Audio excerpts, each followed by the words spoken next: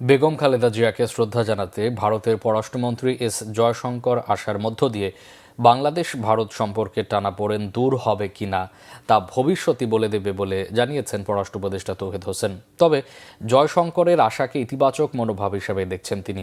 এদিকে ভারতের প্রতিরক্ষা মন্ত্রী রাজনাথ সিং বলেছেন, ভারতের সঙ্গে বাংলাদেশের সম্পর্ক জোরদারে বেগম খালেদা জিয়া গুরুত্বপূর্ণ অবদান রেখেছেন। রিপোর্ট করছেন ইবরুল কায়েস। সাবেক প্রধানমন্ত্রী বেগম খালেদা জিয়াকে শেষ শ্রদ্ধা জানাতে ভারতের পররাষ্ট্রমন্ত্রী এস জয়শঙ্করের ঢাকা আসাকে ইতিবাচক হিসেবে দেখছেন পররাষ্ট্র উপদেষ্টা তৌহিদ হোসেন।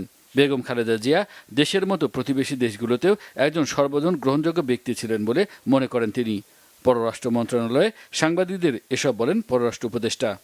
বেগম খালেদা জিয়া বাংলাদেশে তো বটেই, আসলে প্রতিবেশী দেশগুলোতে তার এক ধরনের ইমেজ আছে যথেষ্ট পজিটিভ, এবং তিনি যে একটি অবস্থানে নিজেকে নিয়ে যেতে পেরেছিলেন এটা সবাই জানে।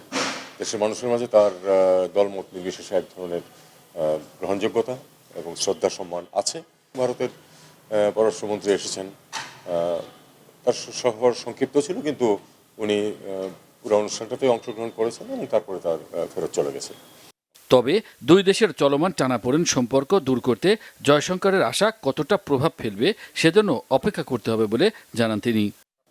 তার সাথে আমার যেটুকু কথাবার্তা হয়েছে সেটাতে আসলে রাজনীতি ছিল না, একেবারে নিতান্তই এই অকেশন উপলক্ষে এবং অন্য সবার সামনেই। কাজে এখানে দ্বিপাক্ষিক বিষয় কোনো কিছু নিয়ে আমরা কথাবার্তা বলিনি।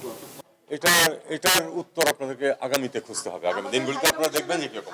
এদিকে ভারতের প্রতিরক্ষা মন্ত্রী রাজনাথ সিং বলেছেন, বাংলাদেশ ভারত সম্পর্ক উন্নয়নে বেগম খালেদা জিয়ার অবদান শ্রদ্ধাভরে স্মরণ করা হবে। নয়াদিল্লিতে বাংলাদেশ হাই কমিশনে গিয়ে বেগম খালেদা জিয়ার জন্য রাখা শোক বইতে এই বার্তা লেখেন তিনি।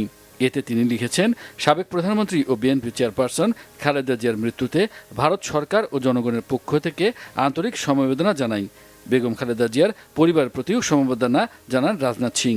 হাই কমিশনার তাঁকে স্বাগত জানান দিল্লিতে নিযুক্ত Bangladesh high commissioner Riaz Hamidullah. Imrul Kayes, Bangla vision, Dhaka.